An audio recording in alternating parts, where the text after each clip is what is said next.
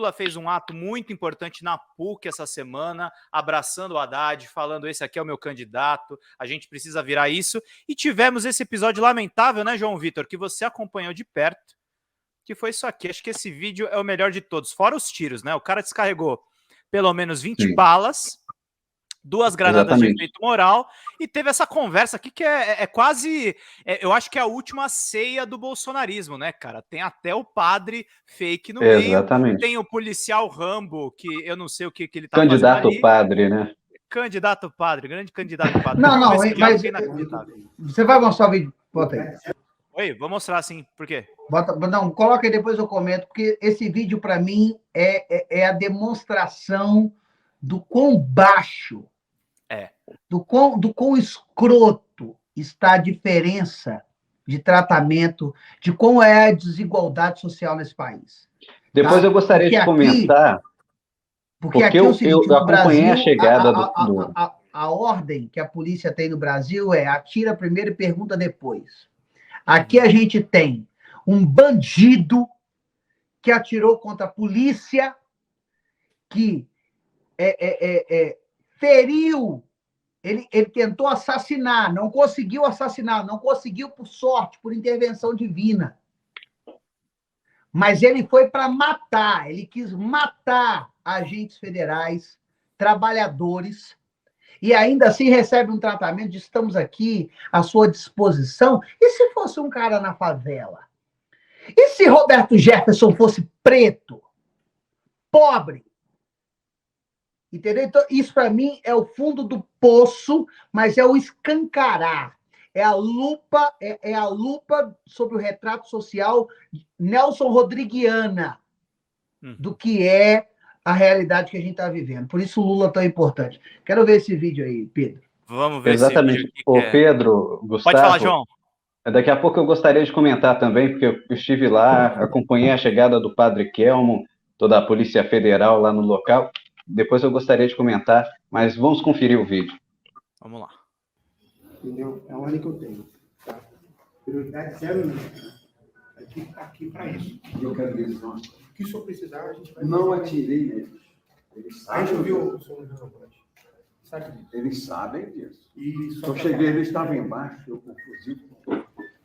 Os meninos estão bem. Não, eles podem ter pego ali o rescaldo.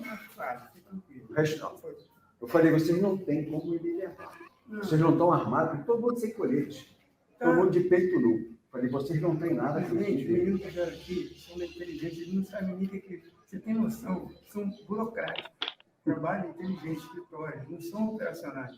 Eles estavam tão tranquilos. Só um que atirou em mim, um magrinho. Porque na hora do susto. Não, mas eu não atirei nele primeiro. Não, olha, ele que atirou em mim primeiro. Então, assim, fica tranquilo. Mas eu não atirei. Ele 3 vezes ficou enquadrado no meu headlight. Eu não quis, falei, não atira nele.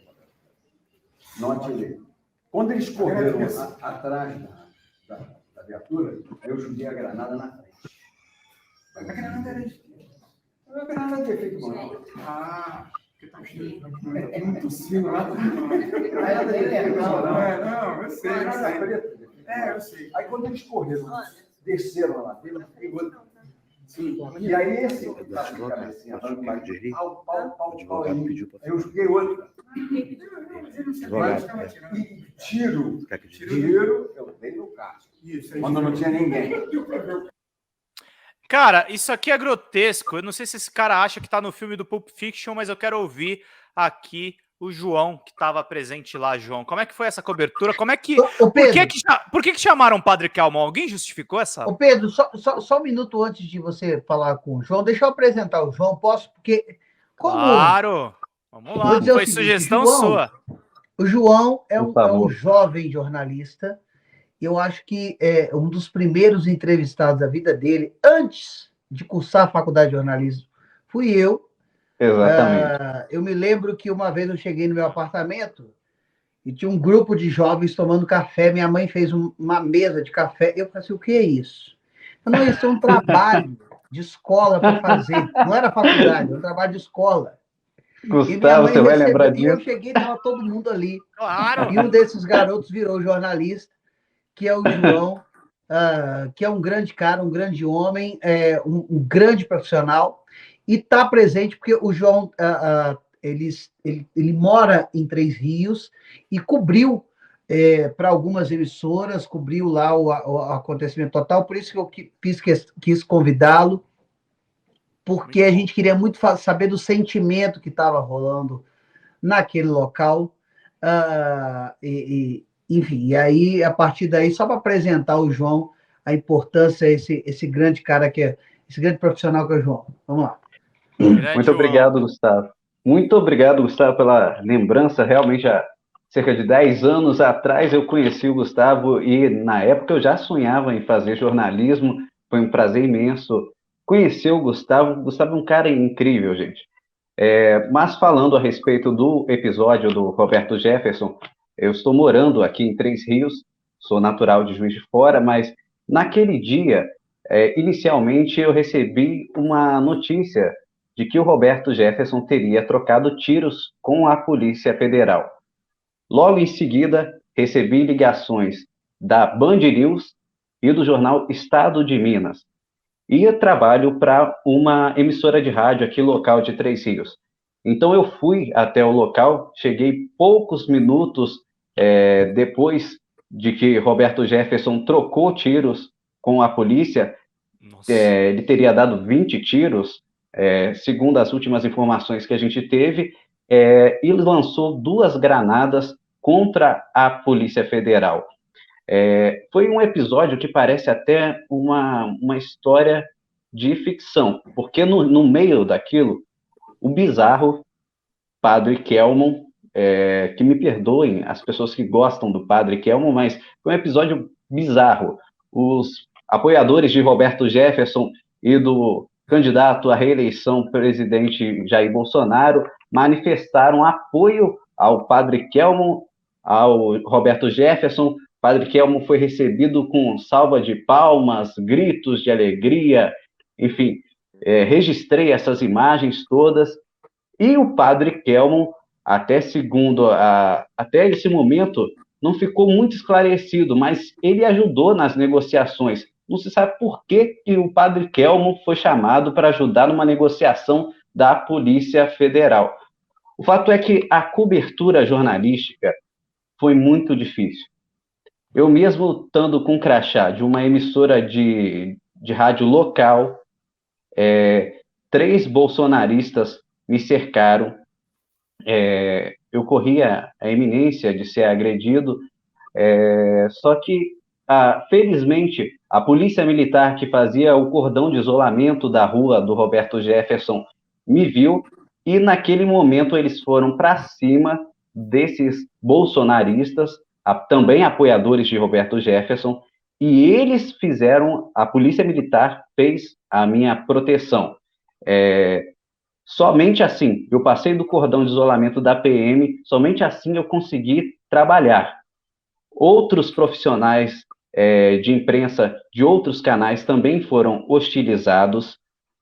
Infelizmente, um colega de trabalho da TV Globo foi agredido e precisou ser levado para a polícia, para o hospital, foi atendido pelo SAMU ali no local mesmo, foi agredido por um bolsonarista, também apoiador de Roberto Jefferson. Durante o dia inteiro, o clima contra a imprensa era muito pesado. Era muito pesado. Inclusive, eu ia conversando o tempo inteiro com as coordenadoras e a direção da Band a respeito disso, porque eu cobri durante a maior parte do tempo. João, esse aqui é o colega da TV Globo agredido, né? Isso, exatamente. Inclusive, o rapaz, o sujeito que agrediu o rapaz da TV Globo foi exonerado. Ele era, na verdade, assessor parlamentar de um vereador em Três Rios. Um fato completamente lamentável, porque a gente vê que tem um cerceamento à liberdade de imprensa e, de fato, um risco à democracia nesse país. Mas, João, sim.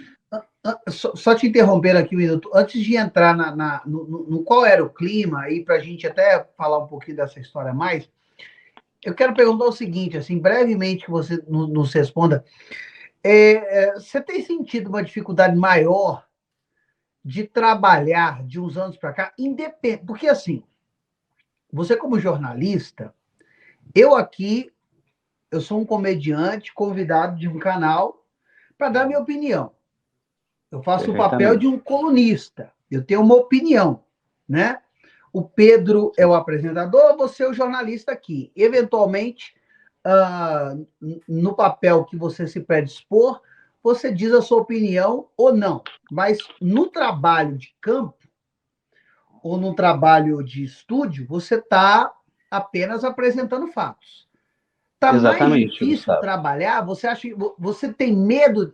Não é que não estou falando medo pessoal, mas está mais inseguro ir para a rua? Sim, com certeza. Está muito inseguro ir para a rua diante desse ódio de rede bolsonarista que tem se criado. Está inseguro.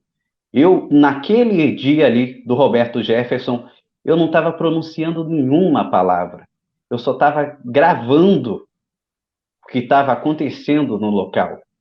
Você nem Eu não falou o que estava você emitindo pensa, você só foi apurar. nada. E não estava nem relatando o que estava acontecendo.